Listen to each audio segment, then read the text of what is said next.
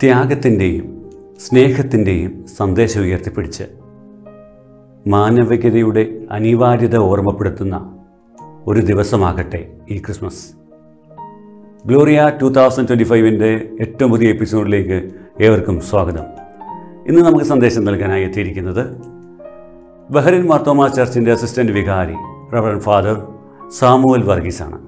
അദ്ദേഹത്തെ എത്രയും സ്നേഹത്തോടെ സന്ദേശം നൽകാനായി ക്ഷണിക്കുന്നു.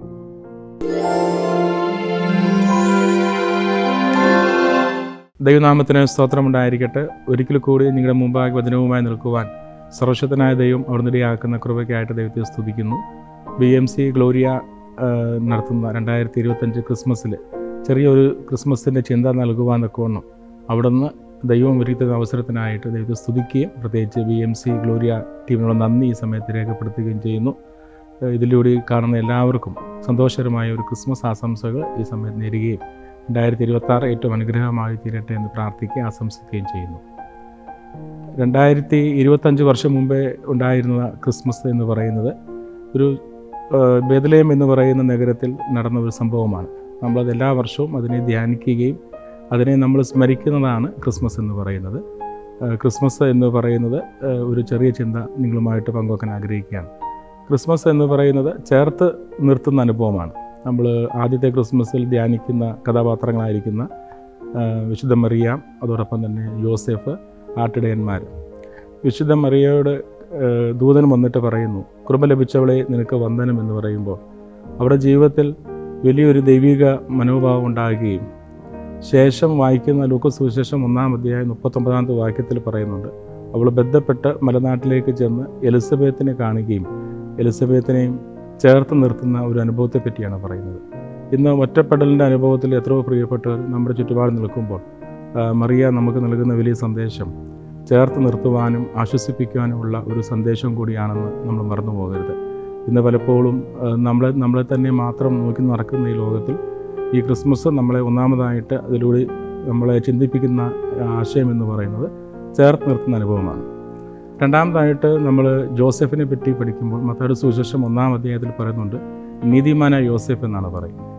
തനിക്ക് വേണ്ടി വിവാഹം നിശ്ചയിച്ചിരിക്കുന്ന പെൺകുട്ടി ഗർഭിണിയാണെന്ന് തിരിച്ചറിയുമ്പോൾ അദ്ദേഹം അവളെ വിടുവാൻ വേണ്ടിയാണ്, ഉപേക്ഷിക്കാൻ വേണ്ടിയാണ് അദ്ദേഹം ഭാവിക്കുന്നത്. ആ സമയത്ത് ദൂതൻ സ്വപ്നത്തിൽ വന്നിട്ട് ഈ പ്രകാരം പറയുന്നുണ്ട്, അവളെ നീ ഉപേക്ഷിക്കരുത് എന്ന് പറയുമ്പോൾ ജോസഫ്, നീതിമാനായിരിക്കും ജോസഫ്, അവളെ ചേർത്ത് നിർത്തിയതെന്നാണ് പറയുന്നത്. ആ ചേർത്ത് നിർത്തലെന്ന് പറയുന്നത് ലൂക്കോസ് സുവിശേഷം 2-ാം അധ്യായത്തിൽ വായിച്ചു പഠിക്കുമ്പോൾ ബേത്ലഹേമിലേക്കുള്ള ഒരു യാത്ര വരെയും ചേർത്ത് നിർത്തി മാത്രമല്ല, പൈതൽ വളർന്ന് വലുതാകുന്നിടം വരെയും നമുക്ക് ലൂക്കോസ് സുവിശേഷം 2-ാം അധ്യായത്തിൽ പറയുന്നുണ്ട്, 12 വയസ്സായപ്പോൾ അവർ കുടുംബമായിട്ട് ചേർന്ന് ദേവാലയത്തിലേക്ക് പ്രവേശിക്കുന്നതായിട്ട് കാണുന്നുണ്ട്. അന്നേരം ഉപേക്ഷിക്കുന്ന അനുഭവമല്ല, മറിച്ച് മറിയെ ചേർത്ത് നിർത്തുകയും യേശു കർത്താവിനെ വളർത്തിക്കൊണ്ട് വരുവാൻ ജോസഫ് കാണിക്കുന്ന വലിയൊരു മനസ്സും ക്രിസ്മസിലൂടെ നമുക്കൊക്കെ കാണുവാൻ സാധിക്കുന്നുണ്ട്. ഇന്ന് ചെറിയ ചെറിയ കാര്യങ്ങൾ പറയുമ്പോൾ മറ്റുള്ളവരെ നമ്മൾ മാറ്റി നിർത്തുമ്പോൾ ചേർത്ത് നിർത്തുന്ന അനുഭവമായിട്ട് ജോസഫിൻ്റെ ജീവിതത്തെ നമുക്ക് കാണാൻ സാധിക്കും. മൂന്നാമതായിട്ട് ലൂക്കോസ് സുവിശേഷം 2-ാം അധ്യായത്തിൽ നമ്മൾ കാണുന്ന വലിയൊരു സംഭവം എന്ന് പറയുന്നത്, ആട്ടിടയന്മാർ ആടുകളെ കാവൽ പാർത്ത് പുറത്ത് താമസിക്കുമ്പോഴാണ് രാത്രിയാമങ്ങളിൽ ദൂതം വന്ന് അവരോട് പറയുന്നുണ്ട്, ഭയപ്പെടേണ്ട, സർവ്വജനത്തിനുണ്ടാകുന്ന മഹാസന്തോഷം ഞാൻ നിങ്ങളോട് സുവിശേഷിക്കുന്നു. ഈ ലോകത്ത് അഡ്രസ്സില്ലാതെ ഈ ലോകത്തിൽ മറ്റുള്ളവരാൽ തിരസ്കരിക്കപ്പെട്ട് പുറം പ്രദേശങ്ങളിൽ താമസിക്കുന്ന പാളയത്തിൻ്റെ പുറത്തായിരിക്കുന്നവരായിരുന്നു ക്രിസ്മസ് സന്ദേശം. അവരെ ചേർത്ത് നിർത്തുന്ന അനുഭവമാണ്. നിശ്ചയമായിട്ടും റോമ സാമ്രാജ്യത്തിൽ എത്രയോ ആദ്യം വലിയ വലിയ ആൾക്കാരുണ്ടായിരുന്നു, അവരോടൊന്നും അല്ലായിരുന്നു ഈ ക്രിസ്മസ് സന്ദേശം നൽകപ്പെട്ടത്. എന്നാൽ സമൂഹത്തിൽ പാർശ്വവൽക്കരിക്കപ്പെട്ടവരോട് ചേർത്ത് നിർത്തുന്ന അനുഭവമാണ് ക്രിസ്മസിൻ്റെ സന്ദേശം എന്ന് പറയുന്നത്.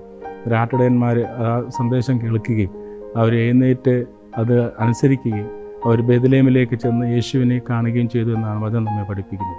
അന്നേരം മറ്റുള്ളവരെ അകത്ത് നിർത്തുന്ന അനുഭവമല്ല, മറിച്ച് ചേർത്ത് നിർത്തുന്ന അനുഭവമായിട്ടാണ് ഈ ക്രിസ്മസ് നമ്മളോട് വരച്ച് കാട്ടുന്നത്.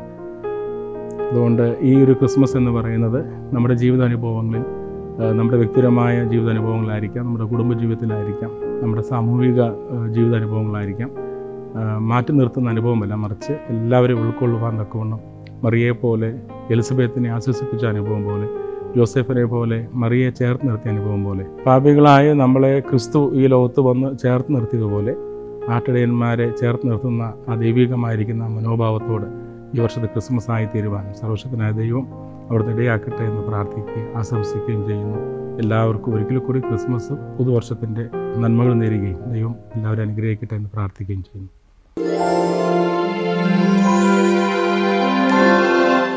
വളരെ വ്യത്യസ്തമായ ഒരു സന്ദേശം നമുക്കായി പങ്കുവെച്ച് ബഹുമാനപ്പെട്ട reverend father Samuel വർഗീസിന് Bahri media സിറ്റിയുടെ ഹൃദയം നിറഞ്ഞ നന്ദി. മറ്റൊരു എപ്പിസോഡുമായി നാളെ വീണ്ടും കാണാമെന്ന പ്രതീക്ഷയോടെ സനിയോ ഷിനായി വിളിക്കാൻ.